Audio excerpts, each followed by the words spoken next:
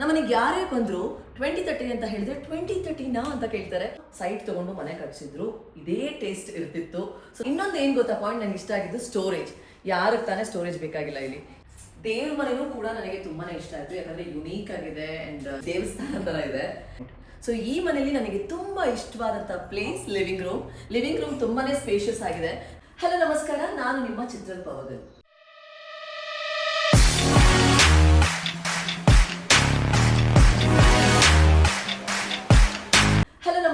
ನಾನು ನಿಮ್ಮ ಚಿತ್ರಲ್ ಪವಗಲ್. ಇತ್ತೀಚೆಗಷ್ಟೇ ನಾವು ಹೊಸ ಮನೆ ತಗೊಂಡ್ವಿ, ಎಲ್ರಿಗೂ ಗೊತ್ತಾ ಇದೆ.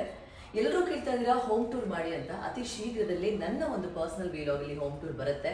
ಆದ್ರೆ ಅದಕ್ಕಿಂತ ಮುಂಚೆ ಈ ಮನೆ ನಮಗೆ ಹೇಗೆ ಸಿಕ್ತು ಅಂಡ್ ಈ ಮನೆನ ಕನ್ಸ್ಟ್ರಕ್ಟ್ ಮಾಡಿದವ್ರು ಯಾರು, ಇದರ ಇಂಟೀರಿಯರ್ಸ್ ಮಾಡಿದವ್ರು ಯಾರು, ಎಲ್ಲ ಹೇಗಿದೆ ಅಂತ ತಿಳ್ಕೋಬೇಕು ಅಂತಂದ್ರೆ ಈ ವಿಡಿಯೋನ ಕೊನೆವರೆಗೂ ನೋಡಿ.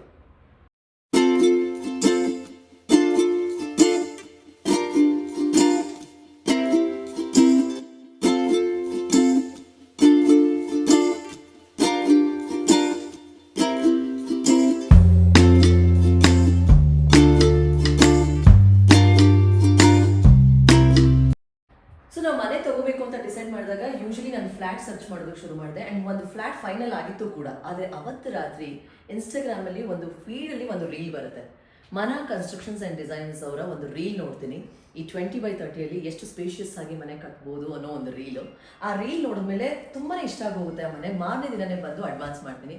ಸೊ ಈ ಮನೆ ಕನೆಕ್ಟ್ ಆಗೋಗುತ್ತೆ ನನ್ಗಲ್ಲಿ. ಅಂಡ್ ಎಷ್ಟೊಂದು ಸಲ ನಾವು ಅನ್ಕೋತೀವಿ, ಕನ್ಫ್ಯೂಷನ್ಸ್ ಇರುತ್ತೆ, ಕಟ್ಟಿರೋ ಮನೆ ಚೆನ್ನಾಗಿರುತ್ತೆ ಅಂತ. ಆ್ಯಂಡ್ ಅದಕ್ಕೆ ನಾನು ನಿಮ್ಗೆ ಹೇಳಲೇಬೇಕು ಎಕ್ಸಾಂಪಲು. ಈ ಮನೆ ನೋಡಿದ್ಮೇಲೆ ನಾನು ಒಂದು 16ರಿಂದ 20 ಮನೆ ನೋಡಿದ್ದೀನಿ. ಈ ಬಿಲ್ಡರ್ ಹೋಮ್ಸ್ ಹೇಗಿರುತ್ತೆ ಅಂತಂದರೆ ಸ್ಯಾಟಿಸ್ಫ್ಯಾಕ್ಷನೇ ಆಗಲ್ಲ, ಎಲ್ಲೋ ಒಂದು ಕಡೆ ಅದಿಷ್ಟ ಆಗಲ್ಲ ಅಥವಾ ಇದಿಷ್ಟ ಆಗಲ್ಲ ಅನ್ನೋ ಥರ ಇರುತ್ತೆ. ಬಟ್ ನಾನು ಸೈಟ್ ತೊಗೊಂಡು ಮನೆ ಕಟ್ಸಿದ್ರು ಇದೇ ಟೇಸ್ಟ್ ಇರ್ತಿತ್ತು. ಸೊ 99% ನನ್ನ ಟೇಸ್ಟ್ಗೆ ಮ್ಯಾಚ್ ಆಗೋ ಥರ ಇತ್ತು ಈ ಮನೆ.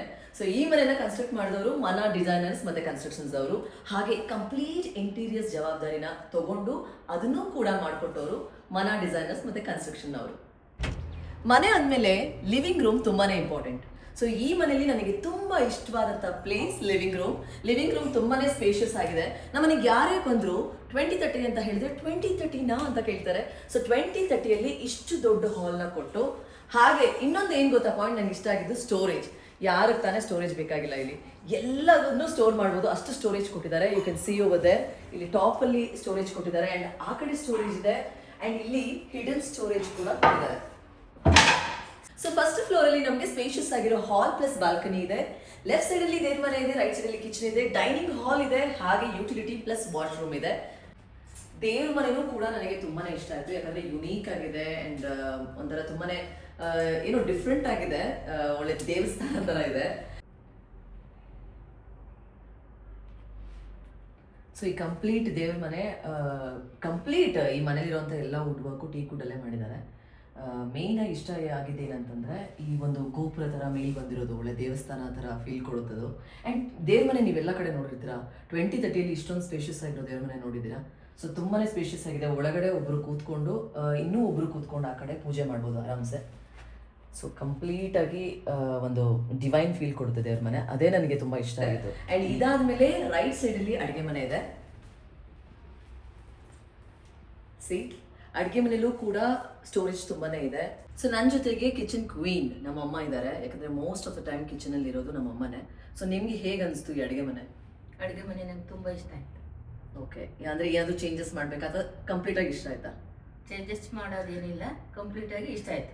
ಓಕೆ, ಈ ಮನೆಗೆ ಬಂದ ತಕ್ಷಣ ಯಾವ ಒಂದು ಜಾಗ ನಿಮ್ಗೆ ಕಂಪ್ಲೀಟ್ ಆಗಿ ಓ ಇದು ಚೆನ್ನಾಗಿದೆ ಅಂತ ಅನ್ಸಿದ್ ಯಾವುದು? ಅಡುಗೆ ಮನೆ, ದೇವ್ರ ಮನೆ. ಓಕೆ, ಬಿಕಾಸ್ ಎರಡೂ ಕೂಡ ಅವರ ಒಂದು ಜಾಗಗಳೇನೆ. ಫಸ್ಟ್ ಫ್ಲೋರ್ ಆಯ್ತು, ಇವಾಗ ಸೆಕೆಂಡ್ ಫ್ಲೋರ್ ನೋಡೋಣ ಬನ್ನಿ.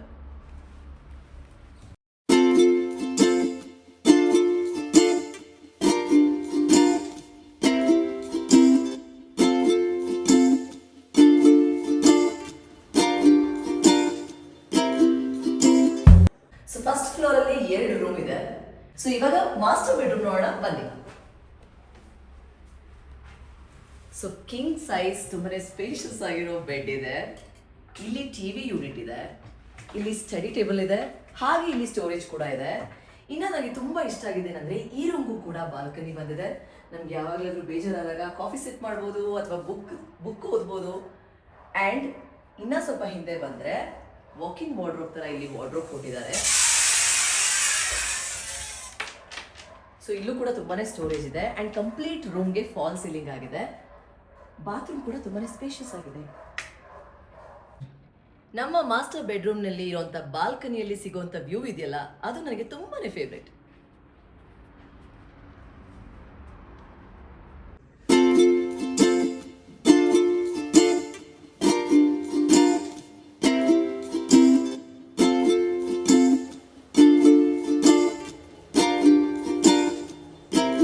ಸೊ ಇನ್ನೊಂದು ಫ್ಲೋರ್ನಲ್ಲಿರುವಂಥ 2 ರೂಮಲ್ಲಿ ಇದು ಇನ್ನೊಂದು ರೂಮ್. ತುಂಬ ಡಿಫ್ರೆನ್ಸ್ ಏನೂ ಇಲ್ಲ. ಇದು ಕೂಡ ಮಾಸ್ಟರ್ ಬೆಡ್ರೂಮ್ ಥರನೇ ಇದೆ. ಸ್ಪೇಷಿಯಸ್ ಆಗಿರೋ ಬೆಡ್ ಬಂದಿದೆ, ಜೊತೆಗೆ ಸ್ಟೋರೇಜ್ ಬಂದಿದೆ, ಹಾಗೆ ಫಾಲ್ ಸೀಲಿಂಗ್ ಕೂಡ ಇದೆ.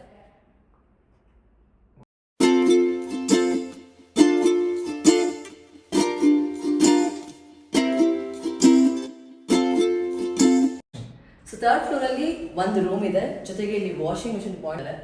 ಸೊ ವಾಷಿಂಗ್ ಮಿಷಿನ್ ಸಂಬಂಧಿತ ಏನೇನು ಸ್ಟೋರೇಜ್ ಇದೆಯೋ ಅದನ್ನೆಲ್ಲ ನಾವಿಲ್ಲಿ ಮಾಡ್ಕೊತೀವಿ. ಸ್ಟೋರೇಜ್ ಕೂಡ ಕೊಟ್ಟಿದ್ದಾರೆ. ಆ್ಯಂಡ್ ರೂಮ್ಗೆ ಹೋಗೋಣ. ಸೊ 3rd ಫ್ಲೋರಲ್ಲಿರುವಂಥ ರೂಮ್ ಇದು ಕೂಡ ತುಂಬಾ ಸ್ಪೇಷಿಯಸ್ ಆಗಿದೆ. ಆದರೆ ಒಂದು ಡಿಫ್ರೆನ್ಸ್ ಏನು ಗೊತ್ತಾ, ಆ ರೂಮ್ಗೆ ಹೋಲಿಸ್ಕೊಂಡ್ರೆ ಇಲ್ಲಿ ವಾಕಿಂಗ್ ವಾರ್ಡ್ರೋಬ್ ಕೂಡ ಒಂದು ಬಂದಿದೆ, ಜೊತೆಗೆ ಮುಂದೆ ಸ್ಟೋರೇಜ್ಗೆ ಇನ್ನೊಂದು ವಾರ್ಡ್ರೋಬ್ ಕೂಡ ಬಂದಿದೆ. ಆ್ಯಂಡ್ ಇದು ನಮ್ಮ ಪಾಪ ಅವರ ಮನೆ. ತೋರಿಸ್ತೀನಿ ಅಂತ ಹೇಳ್ತಲ್ಲ ಅವಾಗಲಿಂದ. ಹೇಳು ಹೇಳಿದ್ ನನ್ನ ಮನೆ ಅಂತ.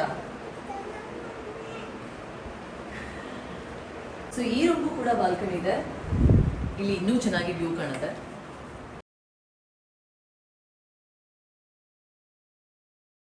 ಹಲೋ ನಮಸ್ಕಾರ. ನಮ್ಮ ಮನೆಯ ಪ್ಲಾನಿಂಗ್, ಕನ್ಸ್ಟ್ರಕ್ಷನ್, ಇಂಟೀರಿಯರ್ ಡಿಸೈನ್ಸ್ ಇದೆಲ್ಲದರ ಕಂಪ್ಲೀಟ್ ಜವಾಬ್ದಾರಿ ತಗೊಂಡಿರೋದು ಮನಾ ಡಿಸೈನರ್ಸ್ ಮತ್ತೆ ಕನ್ಸ್ಟ್ರಕ್ಷನ್ಸ್ನವರು.